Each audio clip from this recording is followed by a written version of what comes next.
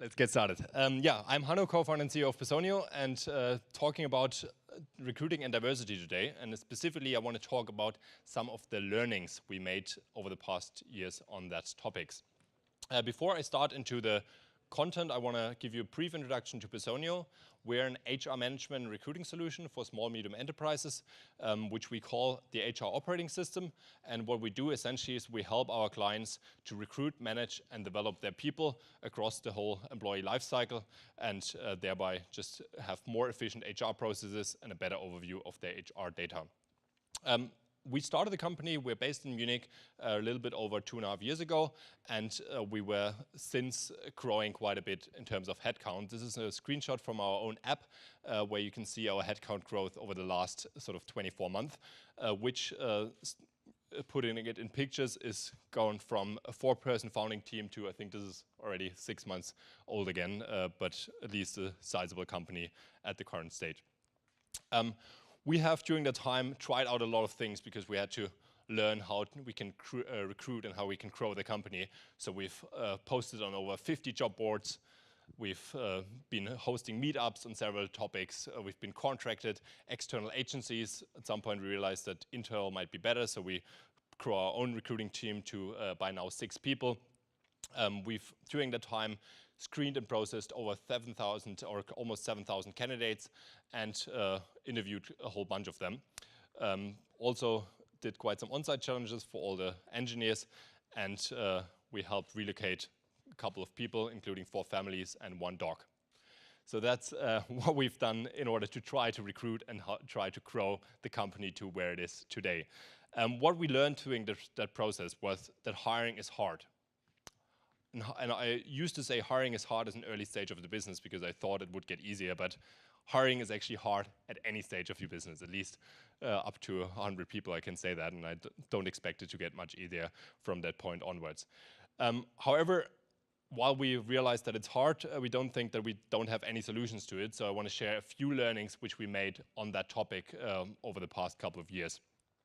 So the first one is a recruiting process. So having a standardized recruiting process, of which the goal, of course, is that you want to have that process from all the applicants and candidates you have, filtering out the valuable and the good candidates.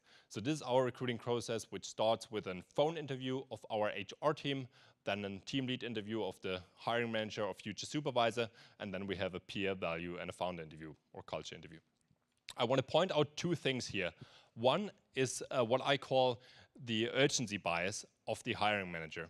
So of course we all want to grow, we all need people, but specifically the person who needs that person in the team, who needs to recruit and fill a position, will have the highest urgency of filling that position, especially if you're a little bit behind your hiring plan, which most startups in the growth phase anyway are. And therefore, this person at the second stage of the process will always say like, this candidate might not be 100% fit, but come on, like I'll still have him move on the process. So the rest of the process thereby is calibrating and solving for that urgency issue. And therefore it's important that every stage, even the peers, even the executive that does the culture interview can veto any of these hiring decisions, just because you want to work against this urgency bias. The second thing I want to point out here is the culture interview. I will talk about diversity in a bit towards the end of my talk, and there you'll learn that how to focus on that and how to achieve it. However, culture does not mean that you want to have a less diverse team because it's about the culture, but that's in order to achieve that, you cannot have a culture interview where it's just about, oh, do I like that person? Do I think this is a nice person I want to have coffee with? It's you really need to define your culture by the values that are important to you, but also what we do, operating principles, so specific things you can check for and talk to people about to find out whether they fit with the culture you want to build up. So after you've gone through that stages, you've hopefully be able to identify good fitting candidates. However, one step before you even start into the hiring process, you do also want to make clear what the person you're hiring for will have to do within your company. And what we do there is we have this sheet called role expectation responsibility, which we fill for every position which we staff. And that's on the one hand, of course, for you to find out what do we actually want to hire for, what kind of persons do we need to be successful in that role. but it's also to align with the candidate. Because if you, we had that a couple of times that I was hiring in the founder interview a salesperson. I was asking that person, so why do you want to join our sales team? Why do you want to do sales at Personio? And the person would say, like, I'm really excited about going to the clients, pitching on site, traveling a lot, and just that's what the lifestyle I want to look forward to. And I was like, yeah, that's great that you like traveling, but essentially we have an inside sales team, and there's not much traveling involved. So that's where you really need to be clear on defining what the role responsibility will be, and then aligning with the candidate whether that actually matches their expectations. Otherwise, this person will be unhappy soon after he or she joined and leave the company again, or just work very unmotivated.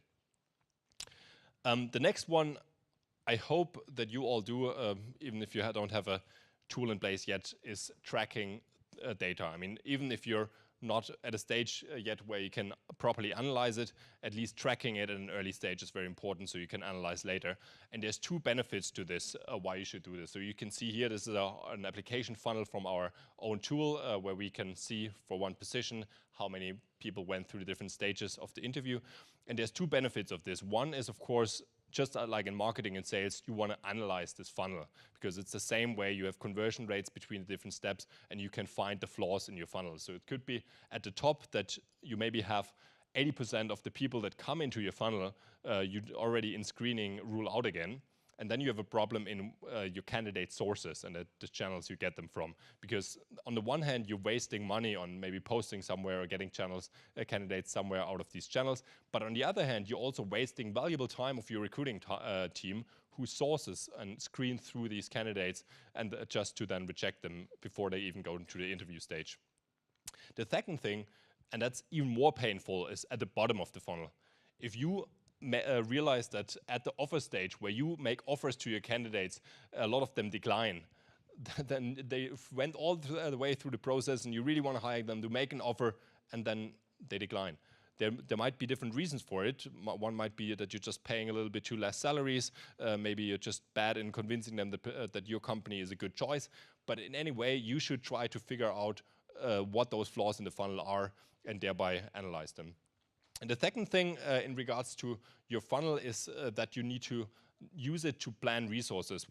I didn't do that in the past, but we recently had our new head of HR join the company, and she was formerly leading recruiting at McKinsey, so she was by nature very data-driven. And the first thing she did was take the funnel, take all the conversion rates from all of these different steps, and then analyze how much candidates we would need in each steps in order to fill the hiring plan, and how much capacity that actually means for your recruiting process as well.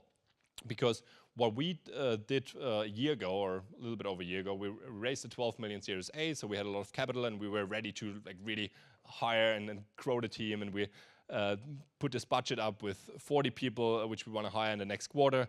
And we presented to the board, they were all in, they were completely supportive. And then we started the quarter, and then we ended with 7 hires. It's like, okay, this is not what you want. You save a bunch of money because you don't have to pay salaries, but you're having this valuable, precious money which you raised and you gave equity for it, and it's just sitting in a bank account. It doesn't help you, and you cannot grow your business because you didn't hire the people. So knowing your conversion rate will help you to find out what kind of resources you need in order to get this get enough capacities and fill and make realistic projections on who you can hire, and otherwise change the resources. The last point I want to make on recruiting and hiring is about gut feeling. And that might sound a little bit weird now that I just talked about data and being very rational about it and analyze your conversion rates. Why is gut feeling important? So what you see here on the left is a screen from our own recruiting tool. And before I explain you what I usually do in an interview, who of you is currently interviewing for positions? Quick show of hands. So who, if like once a month, once a week? Yeah, so there's I think like 50% of the room is interviewing.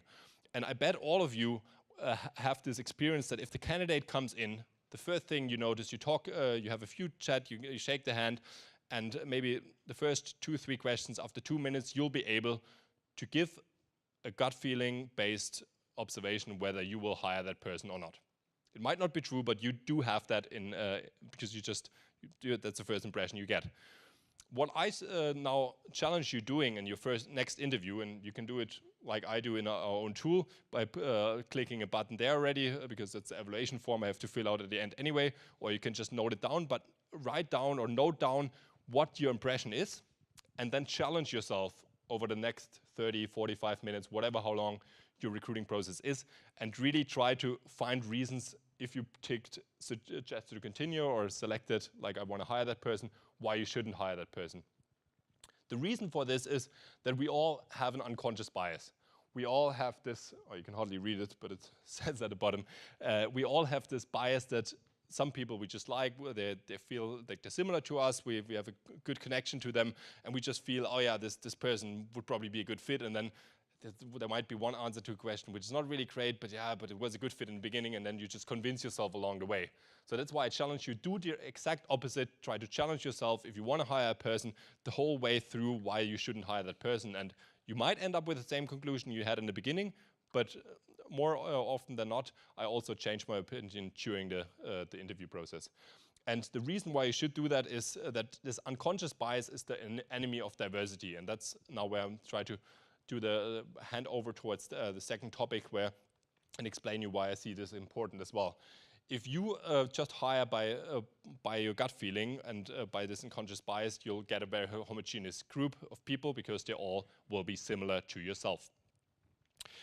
So diversity, there's a bunch of media and a bunch of coverage on that topic right now, and I don't want to go into all the studies and all the topics. I think you've probably all read about it, and I hope that most of you agree that it's a very important topic. But I want to break it down a bit more and also connect the dots with recruiting, because I've just explained you how hard recruiting is, and that it will be hard at any stage of your business. So why do you want to make it even harder by adding diversity? So these three questions of why you should do that, how you can do it, and when you should start doing it, and how you can do it, those are the questions I want to quickly answer at sort of for the last couple of minutes of the talk. The first thing is, why should you care about recruiting, about diversity? And I think there's various different ones. The first and most important one probably for you as a founder or executive in a company is because it really helps you perform better. There's a bunch of studies around that, especially on complex tasks, and within software companies you always have complex tasks to solve. With a more diverse team, you'll get different ideas, you get different discussions, and you will get a better performance and a better outcome for the business. However, that's not the only one. There's also your company culture, and I'm not talking about the kind of diversity where you have a group of engineers that are all Russian, you have the 100% female HR team, and then you might have a sales team that's all male white guys. That's not a diverse company. That's just a bunch of silos that you probably won't, they might get along together, but they won't never talk to each other. So what you need is a diverse company where across of these silos and across of the different areas in the business, you have different diverse people, and thereby an engineer might find someone he can relate to in the sales team, and vice versa, and thereby you have people that really talk to each other, and that really strengthens your company and your company culture. And lastly, I just talked about making recruiting harder by adding diversity, but essentially in the long run, you're not making it harder, but you're actually increasing the talent pool, because if you're a diverse company and you're able to source talent globally, you can hire from all over the world. That's much better than just being this all German or all French company where you have very limited access to talent and then potentially not even diverse within genders. So that's a really important point for you as well, where it actually helps you in recruiting. So when should you tackle it? How many people of you work in companies less than 10 people? Yeah, so again, probably 30–40%. The rest, I assume, is the opposite, so I'm not going to ask the opposite question. But for those of you who are in a small company, in the ideal world, I would suggest start from the get-go. Get a diverse founder team, get a diverse group of first executives, and really, from the beginning on, try to build up this diverse team. In reality, of course, speaking also about myself, we were, as you've seen in the beginning, we were 4 founders, all around the same age. I mean, there's one of my co-founders is Russian, but the rest is German, so not really a diverse team. And I think that's also fine in a way that, first of all, it's hard otherwise, because your first founders and employees will come from your network, potentially even from your friends, and that doesn't tend to really be a diverse group of people. And therefore, I think it's fine to, in the beginning, for the first couple of months and years, when you figure out still whether the business is working, up to sort of 10 people, to be not as diverse. But as soon as you've sort of realized you've product market fit, you're now growing a business and you're really building an organization, then you should start focusing on diversity. If earlier, even better. Maybe you just happen to be a diverse team from the get-go, and that's great, but you should make it a conscious effort once you get to a certain scale. So I guess one of the important questions now is, how can I address it? How can I work towards a diverse team, and what can I do? And I think the usual answer, and I probably even have said this expression myself once, we really would like to hire more diverse in our sales team, in our engineering team, but there's just no female candidates or no international candidates, and it's just we have these 5 candidates, and in the end there's one woman that doesn't really qualify, so we just take one of the other guys. And of course, if you wait up until that point, that's true, and you shouldn't hire that one person just for diversity reasons if it doesn't fit the position. So therefore, it's really important, we talked about the funnel a little while ago, that you address the upper funnel and that you make sure that the top of the funnel is already diverse. And how you can do it is, for example, depending on what challenge you want to address. If it's about the internationality, you can post jobs international on different job boards. If it's about a male-female ratio, there's meetups and groups. There's one group called Female Tech Leaders where you can engage with and try to get talent in. And thereby you really fill up the diverse top of the funnel, and then without even you making any conscious efforts, just by going through the funnel, you will get also a diverse group of people in the end. The second thing is living integration, and I talked about relocating people from all over the world. So imagine you bring in this person from Brazil who doesn't speak a word of German, travels all around the world to work for your company, and then he sits in a room where everyone speaks German or here French, and he doesn't understand anything. This person won't really feel included into your company. So therefore, it's really important that you try to actively include these people. And it's not just about speaking the language, of course. It's a bunch of other things where you can live this inclusion and really can show the people that they are also part of the company, not just because you couldn't hire locally some IT guys. You bring in these persons, but they're somehow sort of not part of the company. So that's really important, because one great example we had there was, in this case, actually a Brazilian guy joining our company and then feeling really welcome from the beginning, feeling very well supported in the onboarding process. And he started blogging or writing on LinkedIn and Twitter about it, and thereby also recruiting again other people for us to join our company. And that's not something which you can leave up to the team to do, but you should also do that. So first of all, internally, you should explain why diversity is important and foster this kind of inclusion, but also externally through your Glassdoor profile, through your social media profiles, really showcase that you're caring about diversity and you're a diverse group of people, because that helps you attract these kind of people. So let me finish off with showing you diversity at Personio. This was, again, I think can't really read it from the back, but this was company Wiesen at Personio in 2016. And you all know Oktoberfest.